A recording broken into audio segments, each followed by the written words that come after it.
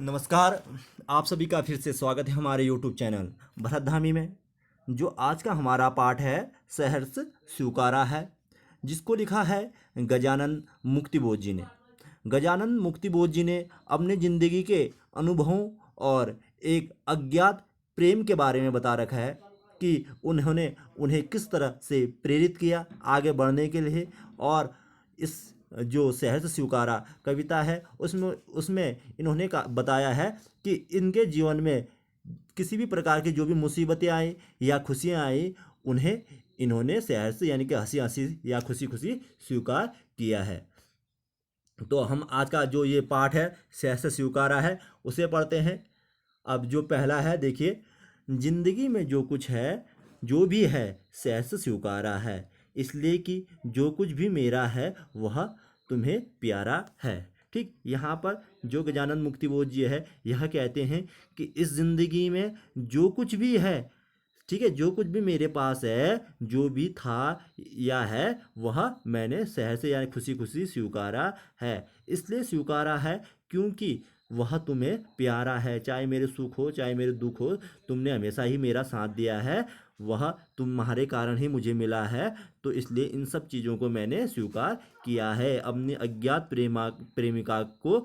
प्रेमिका के बारे में यह बोल रहे हैं कि तुमने मुझे जो भी दिया वह मैंने सब स्वीकार किया है। गर्भीली गरीबी यह, ये गंभीर अनुभव सब, यह विचार वैभव सब, दृढ़ता यह भीतर की सरिता, यह अभिनव सब मौलिक है, मौलिक है। ठीक है, यानी कि कहने का तात्पर्य है, गर्भीली गरीबी जो मेरी यह गरीबी है, यह भी ये गंभीर अनुभव, मेरे सारे अनुभव, विचार वैभव सब कुछ, दृढ़ता जो निश्चयता है मेरी, और जो भीतर की सरिता, भीतर का जो मेरा प्रेम है, अभिनव है, सब कुछ तुम्हारे द्वारा ही दिया है। यह कोई ऐसे वाला यह कोई आम नहीं है, यह सब क्या है, विशिष्ट, यानी कि सब मेरे लिए एक अलग सी चीज़ है, यह सब विशिष्ट है यानी कि विशेष है मेरे लिए।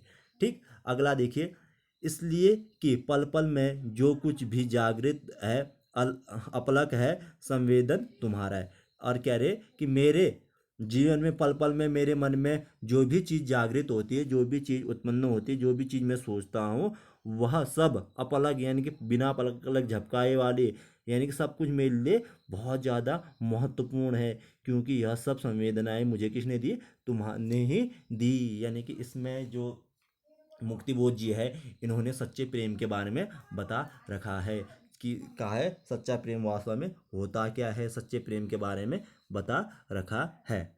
ठीक, अब देखते हैं अगला।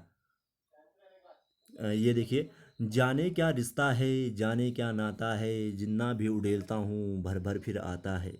दिल में क्या झरना है, मीठे पानी का सोता है, भीतर वह ऊपर तुम, मुस्कुराता चाँद यूँ धरती पर रात भर, मुझ पर त्यों तुम्हारा ही खिलता वह चेहरा है।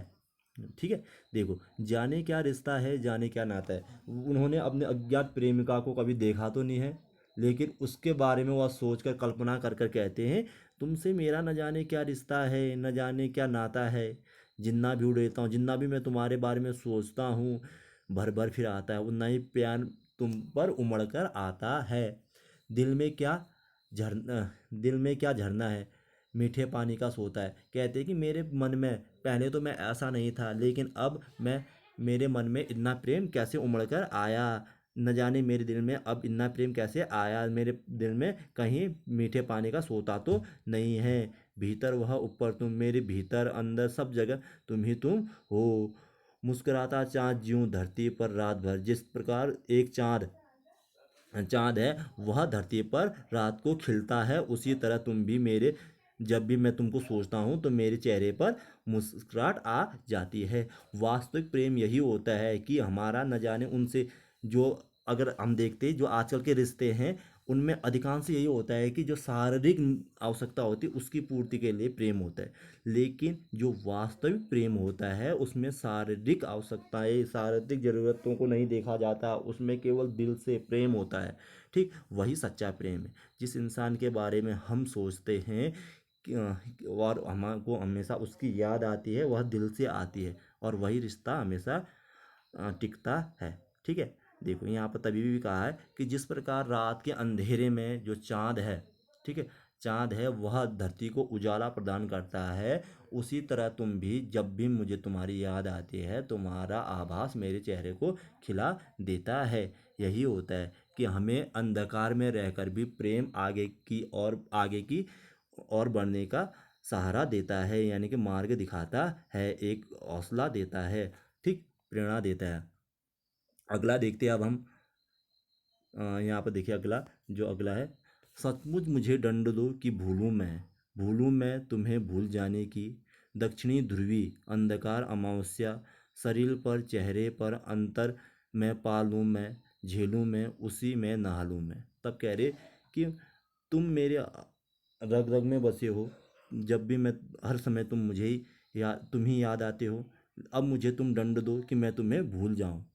तब कहते कि मैं तुम्हें भूल जाऊं, भूल जाने की मुझे तुम क्या दो, दंड दो। दक्षिणी ध्रुव जो अंधकार है, दक्षिणी ध्रुव में सबसे ज़्यादा अंधकार होता है, तो वहाँ अमावस्या वाला अंधकार मुझे दो, क्योंकि अमावस्या की जो रात होती है वह सबसे ज़्यादा अंधेरी होती है मेरे शरीर पर, यानी कि मैं तुमको भूल जाऊं, मैं तुम्हें भूलना चाहता हूँ, मेरे अंतर मन में सब जगह अंधेरा ही अंधेरा छा जाए, यानी कि मैं ऐसे अवसाद में हो जाऊं कि मैं तुम्हें भूल जाऊं। फिर कह रहे हैं यहाँ पे अपनी बात पे पलट रहे हैं यहाँ पर ये, कि कह रहे हैं कि मैं तुम्हें कैसे भूलूं, मुझे दंड दो, मैं तुम्हें भूलने का यह पाप कर रहा हूँ, क्योंकि तुम तो मेरे रग रग में बसे हुए हो, ठीक है। अपनी अपार प्रेम के बारे में यहाँ पर बता रखा है। अगला देखते हैं, इसलिए कि तुमसे ही परिवेष्टता आच्छादित रहने की रमणीय यह उजेला अब सहा नहीं जाता, नहीं सहा जाता, ठीक है। अब देखो यहाँ पर कह रहे कि जो तुम हो, तुम्हारा यह प्रेम है, यह मेरे रग रग में बसा है, हर जगह तुम हो। मुझे जब भी मैं निराशा में होता हूँ तो तुम्हारी यह ममता हमेशा जो प्रेम है वह मेरे साथ रहती है। अब यह इतना प्रेम मुझसे सहा नहीं जाता, जो तुम्हारी यह कोमलता है, तुम्हारी यह सुशीलता है, सब मुझसे अब यह सहा नहीं जाता, क्योंकि तुम बहुत ज़्यादा महान हो। ममता के बादल ही मंडराती कोमलता भीतर फिराती। तुम्हारी जो यह ममता है, जो तुम्हारी यह कोमलता है, जो तुम्हारी यह भावना है बहुत ही अच्छी वाली, यह मेरे भीतर अंदर अंदर हर जगह क्या है, मंडराती रहती है। कमज़ोर और अक्षम अब हो गई है आत्मा यह, ठीक है। अब कहते हैं कि तुम्हारे प्रेम के कारण मेरी यह जो आत्मा है बहुत ज़्यादा क्या होगी, कमज़ोर और अक्षम होगी, मैं इनको सहन नहीं कर सकता। छटपटाती छाती की मेरे अब यह छाती पर छटपटाती है, बहलाती सहलाती आत्मीयता बर्दाश्त नहीं होती। जो तुम्हारा या मेरा केयर करना है, तुम्हारा साथ जो है, मुझसे अब यह सहा नहीं जाता है, क्योंकि जब मैं इस लायक हूँ ही नहीं इतना, मैं तुम्हारा प्रेम सहन कर ही नहीं पाता, क्योंकि तुम मुझसे बहुत ज़्यादा प्रेम करती हो, मैं तुमसे बहुत ज़्यादा प्रेम करता हूँ, तुम भी, तुम्हारी कोमलता है, स्नेहता है, तुम्हारी जो अच्छाई है उनको मैं सहन नहीं कर पा रहा हूँ। अक्सर हमारे साथ भी होता है ना कि हम किसी इंसान से बहुत ज़्यादा प्रेम करते, तो उस पे ही हम लीन रहते, चौबीसों घंटे हम उसके ही साथ उसमें ही खोए रहते हैं, तो हम अपने भविष्य के बारे में ज़्यादा सोच नहीं पाते। वो कभी कभी हमारे लिए क्या बन जाती, हमारे लिए कभी कभी हमारे लिए वो मुसीबत टाइप की बन जाती है, कि हम उसके बारे में सोचते हैं और हम आगे की ओर बढ़ना भूल जाते, ठीक। लेकिन इनके मन में अभी यह एक नेगेटिव विचार आ रखा है कि तुम्हारी जो यह बहुत सारी कोमलताएं हैं, स्नेहता है, प्रेम है, तुम्हारी जो ये भावनाएं मेरे लिए नकारात्मक हो रही, नकारात्मक का मतलब मैं इसको सहन करने के योग्य नहीं हूँ, ठीक है, मैं इनको बर्दाश्त नहीं कर पा रहा हूँ, ठीक है। अब अगला देखते हैं। अगला देखिए, ये सचमुच मुझे, ये देखिए, सचमुच मुझे दंड दो कि हो जाऊं पाताली अंधेरी की गुहाओं में, विवरों में, धुएं के बादलों में, बिल्कुल मैं लापता, लापता कि वहाँ भी तो तुम्हारा ही सहारा है, ठीक है। देखो तब कह रहे कि मैं तुम्हें भूलना चाहता हूँ, ठीक है, सचमुच मुझे तुम दंड दो, पाताली क्या करो, पाताली अंधेरी गुहाओं में मुझे भेज दो, धुएं के बादलों में घेर दो, बिल्कुल मैं वहाँ क्या हो जाऊँ, लापता हो जाऊँ, ठीक है, मैं वहाँ लापता हो जाऊँ, खुद में ही खो जाऊँ। तो फिर कह रहे लापता कि वहाँ भी तो तुम्हारा ही सहारा है, मैं कहाँ जाऊँ इस दुनिया में, मैं जहाँ भी जाता हूँ वहाँ तुम्हारा ही सहारा है, तुम हमेशा मेरे साथ रहते हो, हर जगह तुम्हारा सहारा है, क्योंकि वह उनसे बहुत ज़्यादा प्रेम करते हैं। इसलिए कि जो कुछ भी मेरा है या मेरा होता सा लगता है, होता सा संभव, सभी वह तुम्हारे ही कारण के कार्यों का घेरा है। ठीक है। इस संसार में जो भी अच्छाइयाँ मेरे साथ होती है, जो भी बुराइयाँ मेरे साथ होती है, वह सब तुम्हारे कारण ही होती है, क्योंकि तुम ही तो मेरे कार्यों का अंजाम हो। ठीक है। तुम्हारे कारण ही तो मेरे सारे कार्य होते हैं, कार्यों का वैभव है।